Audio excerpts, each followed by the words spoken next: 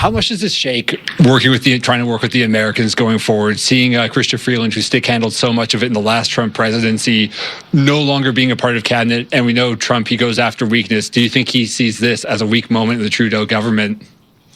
I certainly don't propose to speak for President Trump or his administration. The one thing I think the American administration will respect is a government that's focused on our common priorities, on the shared issues around border security, economic prosperity. Those are the issues that I'll work on very happily with our American counterparts once they're sworn in. Hey, you know that, right? That's, of course, Dominic LeBlanc, our finance minister for the last half hour. David Heurtel is standing by. Our feature is brought to you by Guaranteed Industries, the folks you call to keep you nice and warm right through the winter. They are a Lennox Premier dealer. Give them a shout at 514-342-3400 or online, guaranteedindustries.com. So, David, just a regular Monday afternoon, except for the fact that this has never happened before in the history of Canadian politics. One of those days where you're saying, wow, this is a big one for sure. I was actually live on air on Radio Canada when it broke this morning, and everybody was kind of in shock. And I think the Prime Minister still is. I mean, the fact that we have yet to see Justin Trudeau, and you alluded to this earlier, he's now heading towards a national caucus meeting, which is physical presence only. So this means that this is going to be a very real, direct conversation. Latest reports say that now, the original group of 24 who signed that letter asking him to seriously consider resigning a few months ago, now you have reports saying that there's over 60 members of the caucus that are saying this evening that Justin Trudeau must resign as leader and as Prime Minister. And the weirdest thing is that, what's on the schedule after that caucus meeting? There's a big Liberal fundraiser in Ottawa. Think about the atmosphere in that room. And so the fact that we haven't seen the Prime Minister speak publicly all day, this was surreal. I was watching the images of Dominic LeBlanc being sworn in a few minutes ago. Talk about battlefield promotions. A poorly lighted, weird-looking room. It's not the room we usually see at Rideau Hall. It was Mary Simon, Justin Trudeau, and Dominic LeBlanc. Nobody else, just cameras and flashes going off. And just hearing 2-3 people not enthusiastically clapping once Dominic LeBlanc was sworn in. The fake smiles, definitely the Prime Minister is embattled as he has never been in the last 9 years. Clearly now there's going to be a walk in the snow. It's just a question of how he wants it to happen. I mean, I remember we were talking at some point, we were talking about, well, why aren't the Liberals doing to Justin Trudeau what happened to Joe Biden? And I remember saying, well, because there's no Nancy Pelosi here. There's no Brutus. Mm-hmm. And finally, there it is. Chrystia Freeland did it. And we've seen it, like, for example, in British politics, they're used to this. I mean, we've seen it going back to the days of Margaret Thatcher and even before that. Where you have a very powerful, influential cabinet minister that resigns, which spells the beginning of the end of a leader's tenure. And the way she did it, how she did it, was perfectly executed. But to see how the Prime Minister now is scrambling. Will it be prorogation? Will it be resignation? Will it be... I think right now it's more about how the next few days, weeks, and months, not only for Justin Trudeau, but for the Liberal Party of Canada and the federal government goes on. I think that's what's happening right now, because I can't see the Prime Minister being able to have support. Even seeing one of the few ministers we got reactions from this morning, because there was a cabinet meeting, was Anita Anand, president of the Treasury Board. You could see how emotionally shaken she was by Chrystia Freeland's decision. She even said it.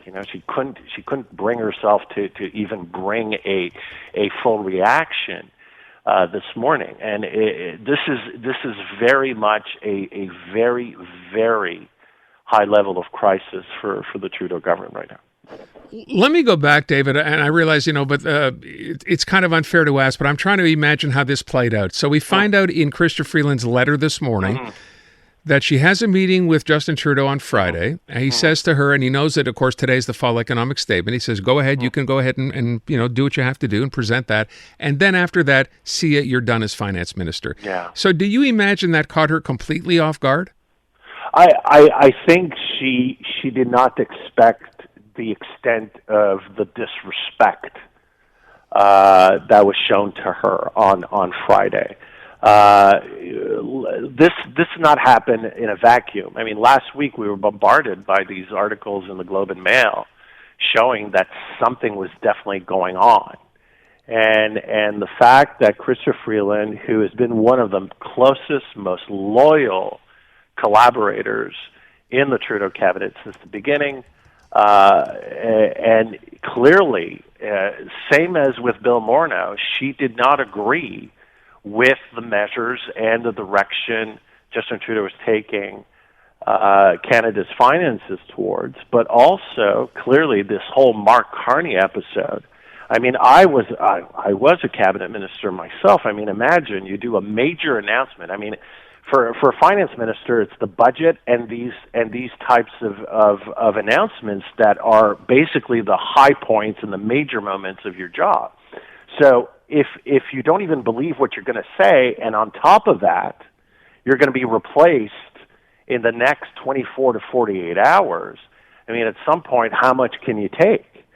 And so I think Chrystia Freeland just understandably said enough is enough. And what I don't get is how Justin Trudeau and his inner circle, of course, Katie Telford, the chief of staff, and that very, very small group of close advisors at PMO, thought that this would fly. I mean, it shows also how probably disconnected, the level of disconnection right now that this prime minister has with not only the Canadian people, but also his own cabinet and his own caucus. I mean, to have this afternoon, you mentioned Anthony Housefather, but there are several other caucus members right now doing the rounds on the news channels and on radio saying, that they are openly calling for his resignation. So imagine after the caucus meeting tonight, let's say that another cabinet minister decides to resign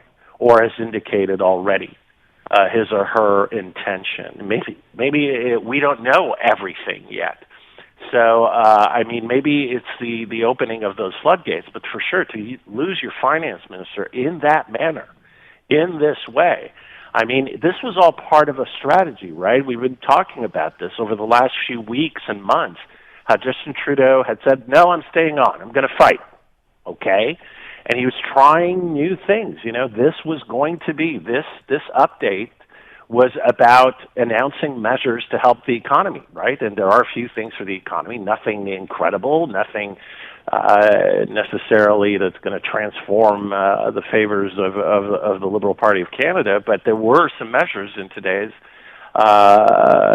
economic update that showed, investment in the economy. So this was another step after the GST, after the failed $250 check, and then you were rolling into the spring, and then a new budget, and maybe trying something.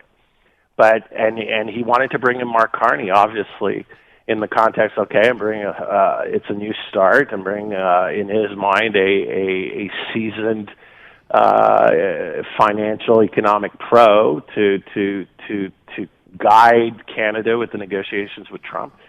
But all this is gone now. So on what leg can he stand on moving forward, especially in this context with the U.S. and President Trump taking office January 20th? To your point, by the way, so you think that's how it would have played out? Chrystia Freeland would have said, okay, and then as soon as she would have accepted the dress down, if you will, or whatever other cabinet post it would have been, he would have named Mark Carney? Well, I mean, that was the spin, right? That was coming out of multiple sources before this. I mean, over the weekend, what was coming out, and there was a 50-50 chance that there was going to be a major cabinet shuffle, because it's not just, I mean, we're talking about finance today, but you had Sean Fraser early this morning. Yeah. Before all this broke, Sean Fraser, the housing minister, had announced he wasn't coming back for family reasons. So you had 7 portfolios now that were in flux. So you needed a major cabinet shuffle anyways. And so now we know that on Friday, the Prime Minister, why would you set aside Chrystia Freeland as finance minister? You're not going to do that to bring on somebody like Dominique Leblanc, Right. François-Philippe Champagne. Yeah. I mean, there's nobody on the bench that would merit that type of promotion, and nobody, and Chrystia Freeland would not deserve the dressing down, as you call it, in favor of a current cabinet member. The only way you make this fly is, okay, are you willing, Chrystia, to take one for the team? You're going to be in charge of the negotiations, as you were originally during the first Trump administration, during the free trade agreement negotiations. You're going to take that file. We're going to make you a glorified U.S.-Canada trade super minister, but finance we're going to give to Mark Carney. And so I'm sure that was the game plan that was worked out going back several months, actually, going back to the summer, because Mark Carney coming to the Liberals, I mean, Justin Trudeau's been working on this for a couple of years now. And so I really think that he thought that, you know, Chrystia Freeland would just say, yes, sir, and be a good soldier and carry on. And Chrystia Freeland, and she's been sending signals for a while now, saying, no, I won't do that. And on top of that, the other piece of this is obviously, I mean, today, regardless of what Justin Trudeau does over the next few hours, days, or weeks, whenever that walk in the snow is going to take place, but it will take place, I mean, this is the first salvo of the Liberal Party of Canada's leadership race. Chrystia Freeland just announced this morning, and by the tone of the letter, the way she announced it, the fact that she's staying an MP and will run again, has announced her intent to run again, is she's saying clearly, look, I disagree with the leader. I disagree with the Prime Minister.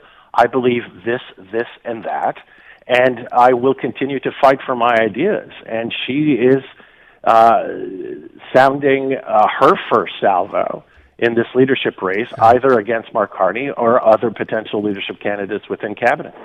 And that's where we leave it. David, thank you very much. I appreciate it.